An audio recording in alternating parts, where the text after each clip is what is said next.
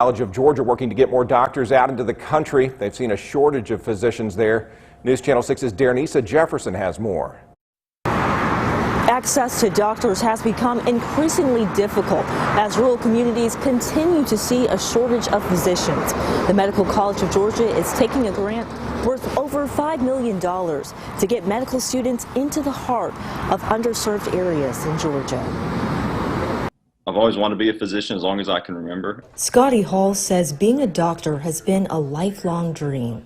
I can't think of something that I would rather do where I would feel more needed. And I think part of that is that I want to practice somewhere where I'm needed as well. He and other students at the Medical College of Georgia are part of an interest group for a program that would put them into rural areas in Georgia to help with the shortage of physicians.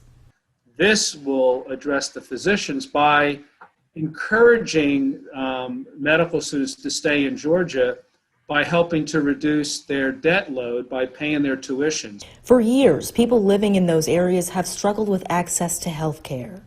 Almost every place you go in Georgia, they always ask me, can you send us more doctors? 18 of Georgia's 159 counties don't have a family medicine physician, and 9 counties have no doctor at all. And, you know, if you live in these rural counties, you're really at a disadvantage because you may not be able to access a physician or a nurse practitioner or anything. Hall says growing up in Lawrence County, he saw the problem firsthand. I drive through several of those counties when I'm coming to and from Augusta or to and from Athens. So I know about it all too well.